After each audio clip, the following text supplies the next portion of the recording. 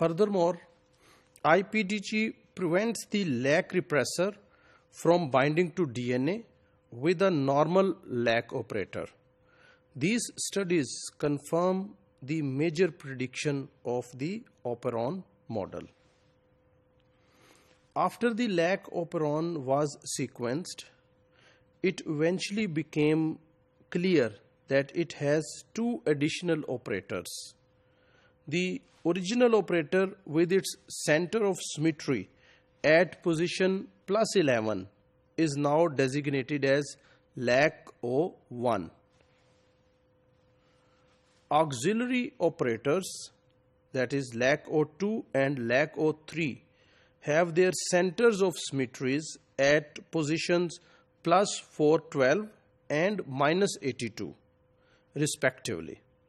Thus, LAC-O3 is upstream of the LAC promoter, while LAC-O2 is located in the LAC-Z.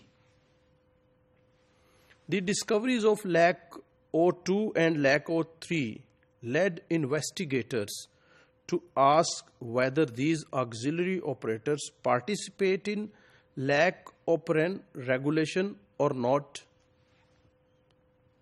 Muller-Hill and co-workers performed a series of genetic experiments in which they altered one or more LAC operators and then determined the alterations effect on repression. तो इन्होंने जो है वो LAC operators को modify किया, change किया, और उसके बाद इन्होंने देखा कि इस change का जो है वो repression पे क्या effect है. Point mutations in LAC-O1 caused a 5 to 50-fold decrease in repression, but some repression was still observed. Destruction of either LAC-2 or LAC-3 caused a 2-fold decrease in repression, and destruction of both auxiliary operators caused a 70-fold decrease in the repression. The ability to repress the LAC system was completely lost in cells in which LAC-O1 and either of the auxiliary operator were destroyed.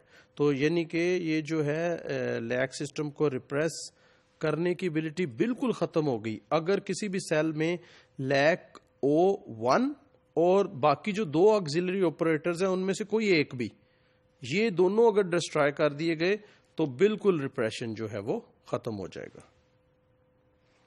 These results indicate that LAC-O1 plays a major role in repression, but the two auxiliary operators also make important contributions.